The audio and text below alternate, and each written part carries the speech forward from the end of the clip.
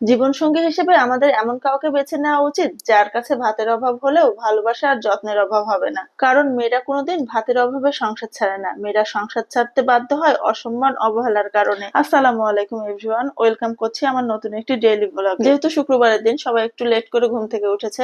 সকালে নাস্তা হয়ে গেছে অনেকক্ষণ আগে, প্রায় 11টার মতো বাজে। আমি দুপুরে রান্নার প্রিপারেশন নিচ্ছিলাম, এর মধ্যে পুত্র কন্যা চা খাওয়ার অর্ডার দিল, আর ওদের বাবা বললো বাকরখানি খাবে। এদিকে যেহেতু ছুটির দিন, তাই ওদের বাবা ওদেরকে একটু পড়তে বসিয়েছে। অন্যদিন অত সময় দিতে না পারলেও তো অফিস শেষ করে এসে সন্ধ্যার পর অল্প করে নিয়ে বসে। আর শুক্র শনি যেহেতু ছুটি, তাই শুক্র শনি একটু বেশি সময় দেয়। আর অফিসের এত ঝামেলা, এত পরিশ্রম করে এসে ওদের প্রতি খুব কেয়ারিং ওদের বাবা। তাই বড় কন্যা ওর বাবাকে বলবে, বাবা তুমি আমার সোনার টুকরো বাবা।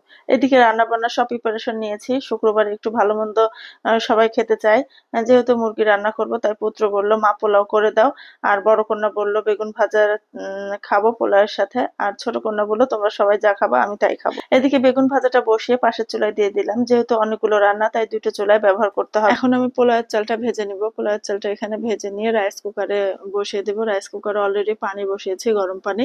আমি তেলের মধ্যে গোটা গরম মশলা, পেঁয়াজ, কাঁচামরিচ, সামান্য আদা রসুন পেস্ট দিয়ে ভালো মতো ভেজে নিয়েছি চালটা। আর আমি সবসময় এভাবে রাইস কুকারে পোলাওটা রান্না করার চেষ্টা করি। কড়াই প্রথমে ভেজে নিয়ে, চালটা ভেজে নিয়ে রাইস কুকারে দিয়ে দিই। এদিকে আমার বেগুন ভাজিটা হয়ে গেছে, বেগুন ভাজিটা তুলে নিলাম। এবার আমি প্যানে তেল দিয়ে অনেকক্ষণ ধরে মুরগিটা ভেজে নিব। মুরগিটাতে সামান্য একটু লবণ দিয়েছি শুধু, আর কিছু দিইনি। মুরগিটা এভাবে ভেজে রান্না করলে অনেক মজা লাগে। এদিকে মুরগি ভাজা হতে হতে আমি অন্য চুলায় একটু মিক্সড সবজি রান্না করব ইলিশ মাছ দিয়ে। এই ছোট ছোট ঝাটকা ইলিশগুলো বাড়ির উপরে যে মামারা বিক্রি করতে আসে তাদের কাছে নিয়েছিলাম।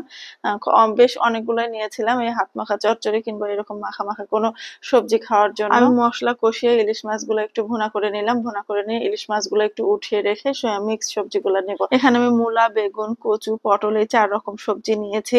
এটা মাখো মাখো করে রান্না করব। আমার খুব খেতে ইচ্ছা করছিল। এটা কেউ খাবে কিনা আমি জানি না, কিন্তু আমি খাবো। আমি সবগুলো সবজিকে ভালো মতো মশলায় কষিয়ে নিয়ে এই ঝোল দিয়ে দিলাম। তারপর ঝোলের উপরে ওই মাছটা দিয়ে দিলাম। এই ঝোলটা শুকিয়ে গেলে রান্নাটা কমপ্লিট। এবার যে মাংসটা ভেজে রেখেছিলাম সেটা রান্নার জন্য মশলা কষিয়ে নিব।